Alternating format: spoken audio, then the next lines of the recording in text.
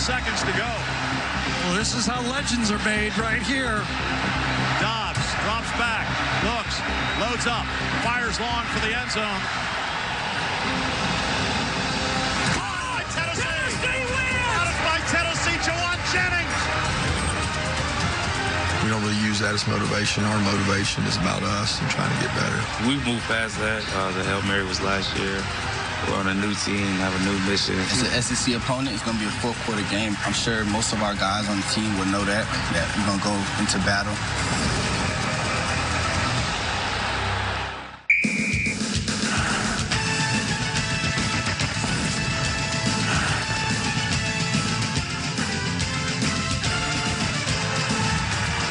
Fights his way all the way. Touchdown.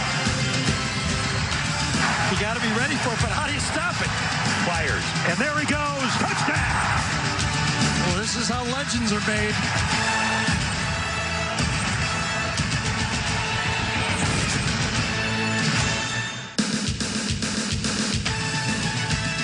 Hello, everybody. I'm Adam Zucker, and welcome to State Farm College Football Today. Coming up next, an SEC East showdown, undefeated number 7 Georgia and Tennessee. Over on CBS Sports Network, a quadruple header. Right now, it's number 18 USF and ECU, followed by UTEP Army, capped with number 19 San Diego State hosts Northern Illinois.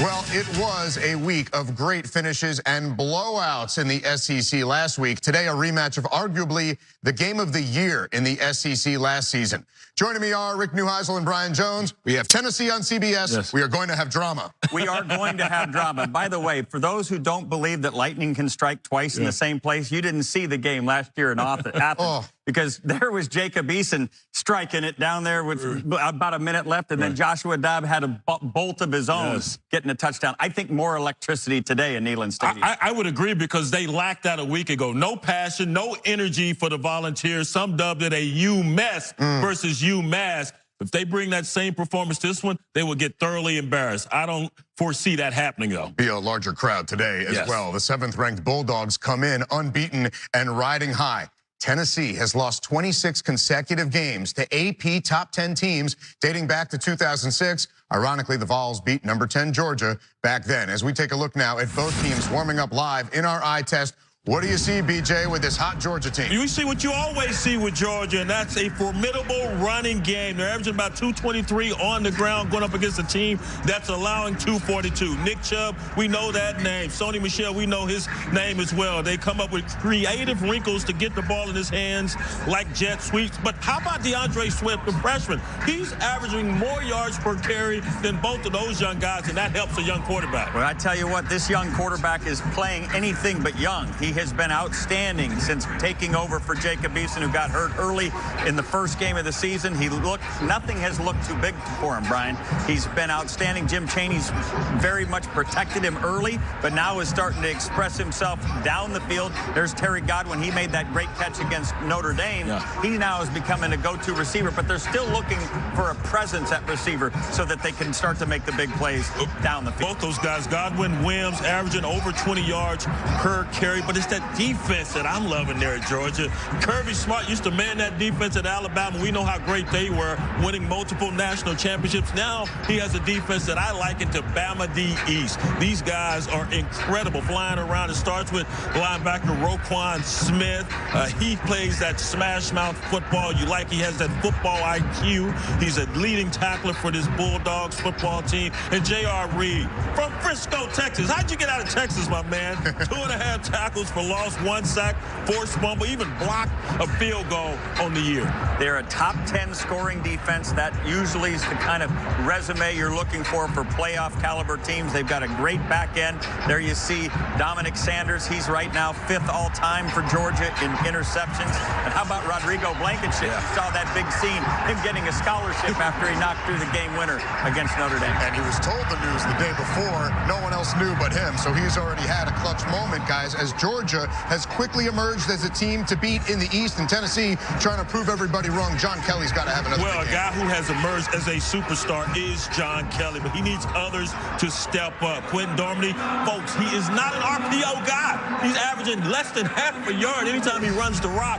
He's a drop-back passer. You have to use him as such. They used Garantano a little bit last week, but I think they stick with Dormady today. I think they say, hey, you just make sure, don't make an ugly play uglier. Find your big play guys like Marquez Callaway and so forth, and hopefully their defense can be up to the task. They're going to have been woeful against the run. And Butch Jones hoping to have something to clap about once again here when this day is over. Now, Tennessee has had a good deal of trouble this year when inside the 20. In fact, the Vols are not ranked in the top 100 on offense in the red zone. Rick has more now in the red zone, presented by Verizon. Well, it's all about communication when you get down to this portion of the field. The quarterback and wide receiver have to be on the same page.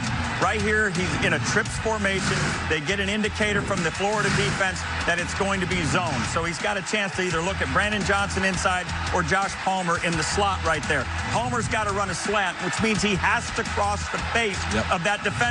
When he makes that deviation right there and ends up the field, he puts his quarterback in the street, Brian, and that's not where you want to be in the red zone. Palmer in his defense saw that safety sitting right there. That's why he redirected, but you can't do that to your quarterback, but also your quarterback has to look off that safety. Exactly right. Inside receiver would have been a touchdown. There you go. Tennessee red zone defense not too good either. Meanwhile, off the field on Monday, police recommended multiple felony charges against 9 Florida players, including stars, running back Jordan Scarlett and wide receiver Antonio Callaway. The players are accused of using stolen credit cards to obtain funds and make purchases. All 9 remain indefinitely suspended, while the rest of the team is in action right now against Vanderbilt. Commodores are coming off that loss to Alabama, of course. Florida is a team that we've seen struggle running the football. Not so here. No, they are not. You got P-Ryan here with the score. His 4th rushing touchdown, or 4 rushing touchdowns on the day for Florida, 3 by P-Ryan. And you see Luke Del Rio is leaving the field after taking a crushing hit, and Felipe Franks back in as his starter and looking pretty good there. Yeah, Franks got back in there, but then more injury concerns. Tyree Cleveland going down. However, the Gators do have a 14-point lead, 4 minutes to go in the game. You know who needed an easy day?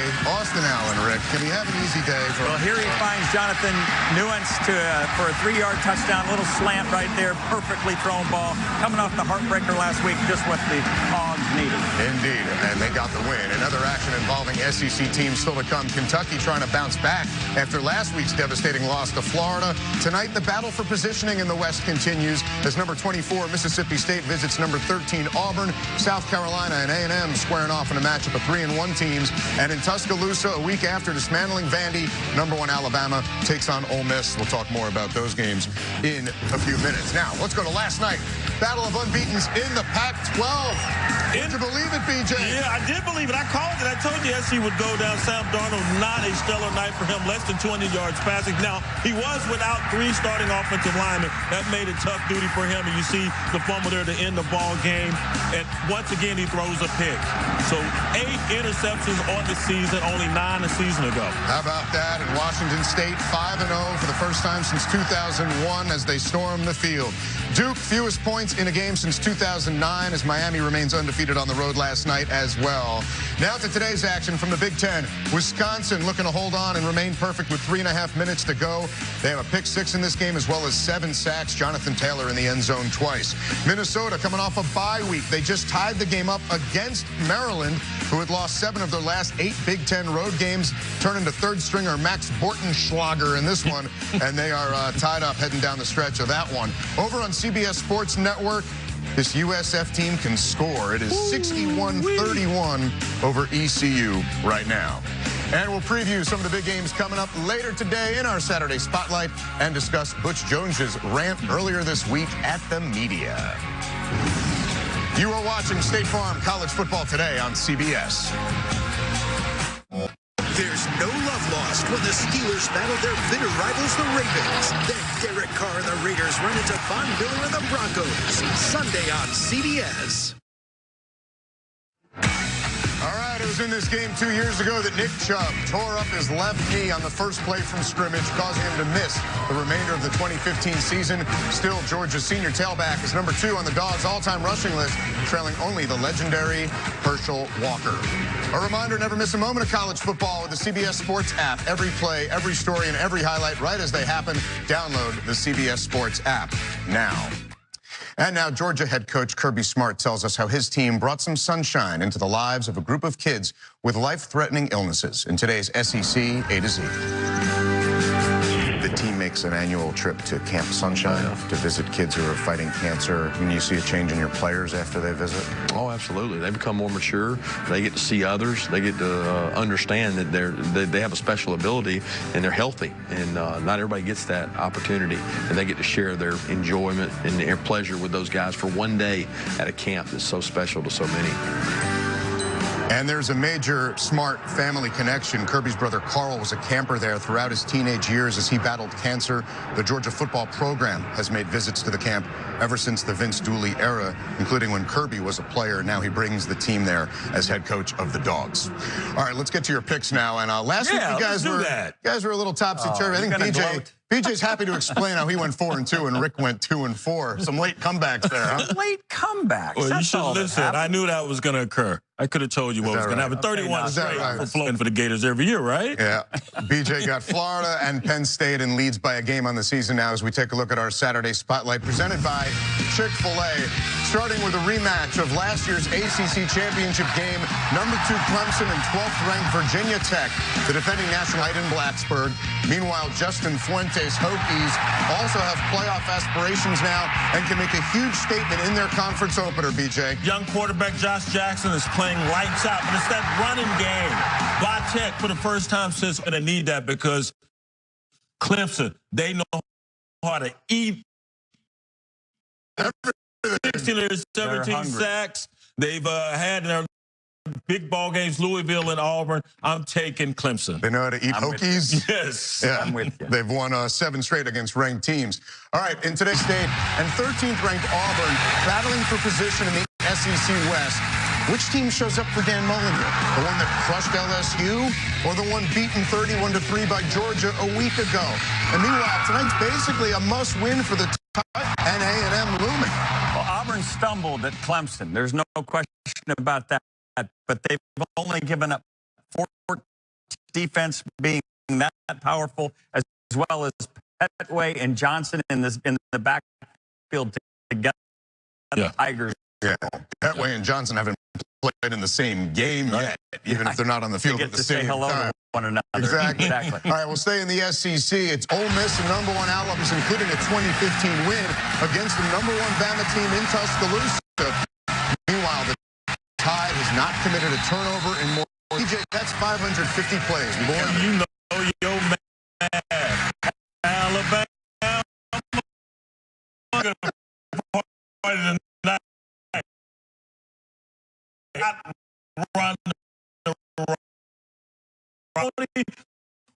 That's beaten Bama in the SEC. You got me started in singing stuff, man. All right, okay, stop.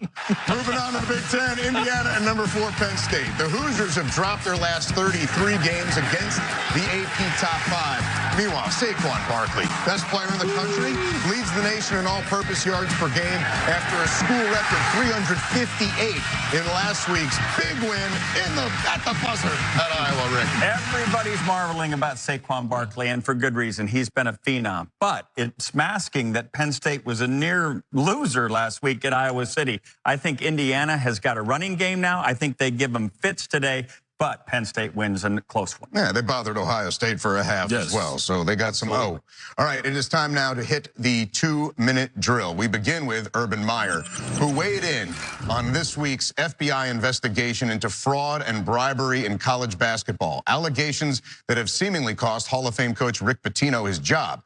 Meyer said, quote, "If you intentionally lie about committing violations, your career is over." Do you guys agree with this? And how does the fallout from this investigation into basketball affect college football? Well, there's no question there needs to be stiff penalties for any sort of cheating violations, right? Any sort of scandal that hurts our game.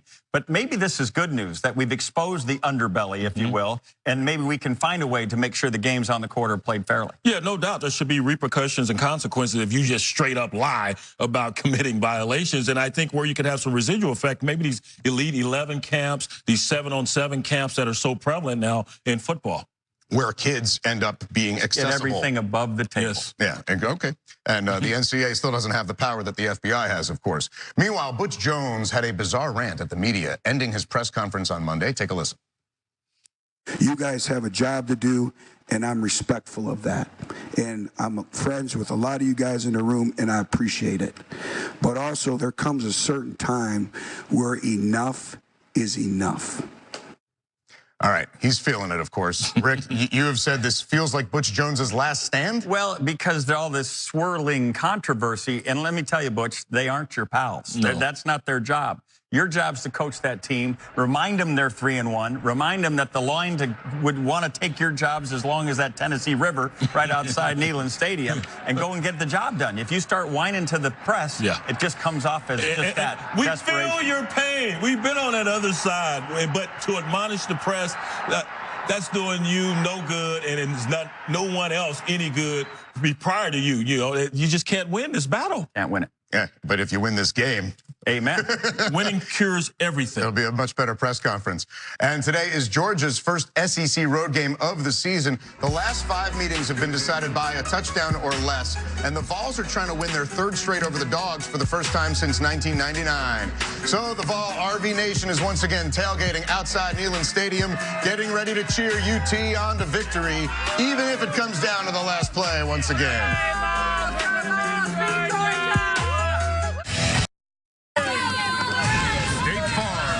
Football Today is sponsored by State Farm, here to help life go right.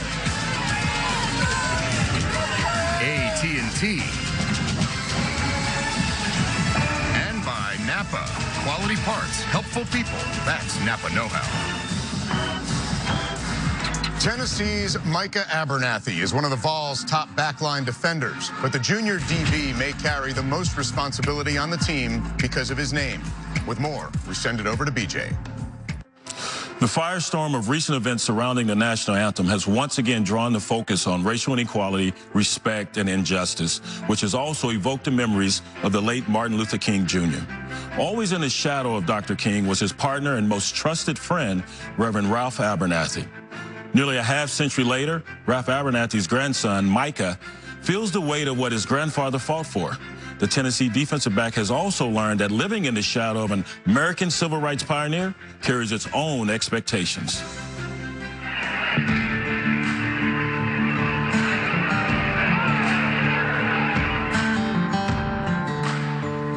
We all have a name. A name that defines us from the day we're born to the day we die. Our names carry our history, who we are, and where we come from. My name is Micah Abernathy. I play strong safety, and I'm from Atlanta, Georgia. Micah made a name for himself on the gridiron in 2016, leading the team in interceptions and finishing 2nd in total tackles. Intercepted. It's Micah Abernathy. The name Abernathy may not ring a bell. It's a common name that belongs to a family of uncommon people. Listen to me. We continue our protest, for none of our actions have been found illegal. I remember when I was younger, walking into my grandmother's house. She has a lot of pictures in her living area, and I would repeatedly ask questions, and then they would go into quite a lot of depth in telling me that my grandfather was a civil rights leader. If you think of the Mount Rushmore of civil rights, they talk about Dr. King, they talk about Malcolm X, they talk about Rosa Parks, and they talk about Abernathy. He was Dr. King's right arm. He was his confidant. He was his best friend. He was the second in control. When you saw King, you saw Abernathy. Ralph Abernathy was by Dr. King's side through every speech, every march, and every struggle. And on April 3rd, 1968, the night before his assassination, King spoke about how much his friend meant to him. It's always good to have your closest friend and associate to say something good about you. And Ralph Abernathy is the best friend that I have in the world. But such a history, passed to Micah from his father, a former state senator from Georgia, carries with it the weight of expectation. I knew that I couldn't do things that other kids do. I couldn't put myself in certain situations. It definitely forced me to grow up quickly because we didn't want to be the ones in our family to shame the family name or do anything to taint the family name. Today, Mike is stepping out of the shadow of history and forging his own legacy. I'm trying to create my own path and find my own way throughout my entire life. That's the mold that I've been born into, but I feel like I was taught my entire life to be my own man, and I have to find my way. And whether your last name is Abernathy or your last name is anything else, but you have to go be your own man. I would be surprised that any descendants, of Abernathy would not have a heart, would not be compassionate. It would be such a waste to have Abernathy's blood in you and you not do anything about it. It's definitely in my blood to be selfless, but it's also something that I've seen examples of, whether it was with my granddad or my father, and that's just something that I've taken into my daily life. But you have got to keep this freedom movement alive. And don't let anybody divide us. Don't let anybody separate us. Put our shoulders to the wheel. It won't be long before we will march into freedom's land. I'm on my way. I don't know about you, but I'm on my way. Wow, that's so powerful. Some create a legacy. Others have the responsibility of continuing that legacy. I think Mike has earned an A+ in his efforts to continue his father and his grandfather's legacy. Great job by you. In a world longing for leadership, this guy's ready-made. And, well, in a world where people are being divided, he's someone who in that locker room people can turn to already there at Tennessee. By the way, today marks the 50th anniversary of Kentucky's Nate Northington breaking the SEC football color barrier. There will be more on that event coming up at halftime. Once again, we at CBS join forces with St. Jude Children's Research Hospital in support of Childhood Cancer Awareness Month. As part of the partnership, we assisted St. Jude in raising awareness of pediatric cancer throughout the month of September during our football coverage. Families never receive a bill from St. Jude for treatment, travel, housing, or food because all a family should worry about is helping their child live. Additionally, all month, we wore these ties and pins in support of St. Jude. Let's end childhood cancer together. We are getting closer to kickoff now here in Knoxville. A big game for Tennessee and Georgia trying to remain undefeated. Guys, some final thoughts as we get set for action. Well, for me, it's going to come down to Tennessee's run-stopping defense. They have to get better than they have been. They're averaging 242 yards. That's 118th in the country. They can't survive at that level. Yeah, I agree. 7 sacks a week ago for the Tennessee defense. They'll take half of that total this week. All right, kickoff coming up in about 10 minutes. And if you ever wondered, by the way, how a coach spends an off week, especially this coach, check out Jim Harbaugh today at the Michigan Water Carnival. Khakis and can openers in the pool. He's opening something every weekend, I guarantee you think he bleached his khakis there in the chlorine? I don't think he cares. A little concerned. All right, some finals now from around the country. Florida 38-24. That one's done. 5 rushing touchdowns for them. Wisconsin remains undefeated. However, Maryland does not, or Minnesota does not. It's DJ over PJ. Yeah. 31-24 as the Terps score with about a minute to go in that one.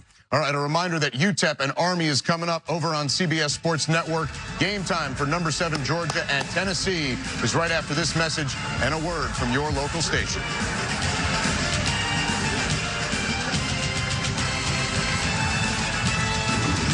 You have been watching State Farm College Football Today on CBS.